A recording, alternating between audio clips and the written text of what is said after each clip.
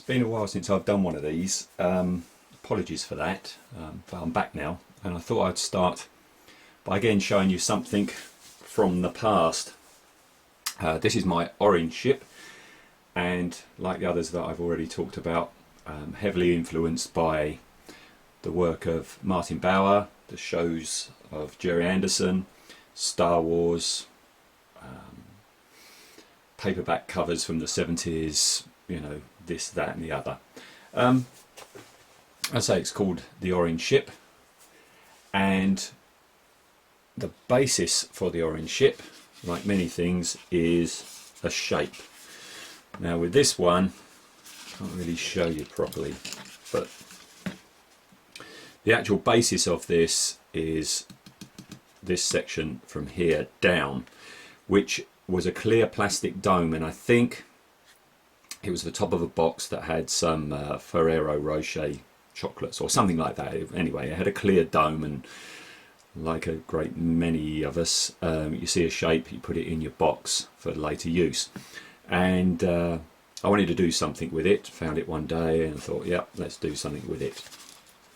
So I had it in mind to actually have it as the actual prow of a ship, okay, with engines at the back.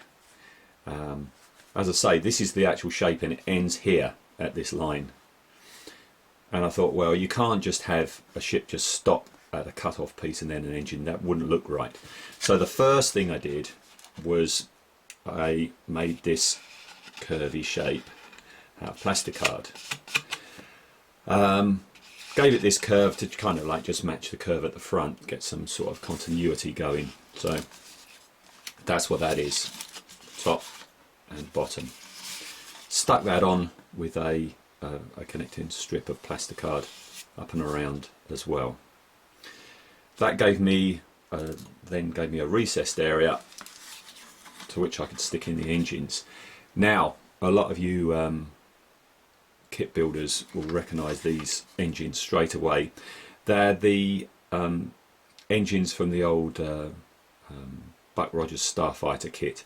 I was up in my mum's attic looking around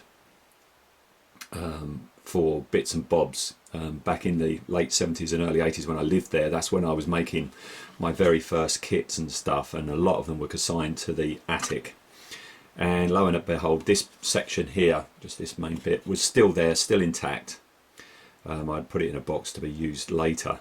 So that was the start of it, and then in there I bunged all sorts of junk in there, some kit bits, some toy bits, some wire, just this, that and the other, you know, just to busy it up. On the top here I can see I've used little sticky labels. I've used the Go Faster stripes. I think this was the first time I started using the Go Faster stripes. This thing I think is a Games Workshop piece, of a Games Workshop spaceship or something or other. On the front, kit bits again, but I can't remember. I really can't remember what they were at all. And I'm pretty darn sure this is the very first time I hit on the idea of using cable ties for putting on a nice, simple, easy rib detail. So I put them around the side. Had a real bit of luck with the cockpit. It turned out a lot better than I thought it would. The actual cockpit window is a clear button, and I didn't realise that this was going to happen until after I had finished it.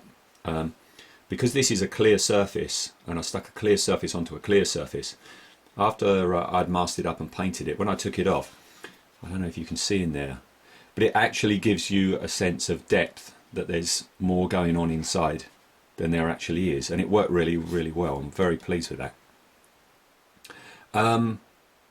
Colour wise, I wanted it orange with a white stripe. I decided on that, and that's what I did, as you can see.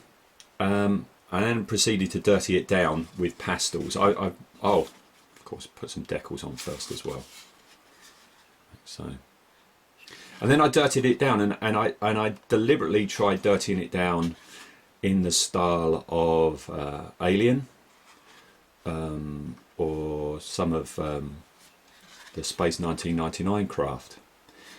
And it wasn't until I actually finished it and I sat back and looked at it, it wasn't deliberate at all, but looking at it now, that's very much like the Spindrift from Land of the Giants, don't you think?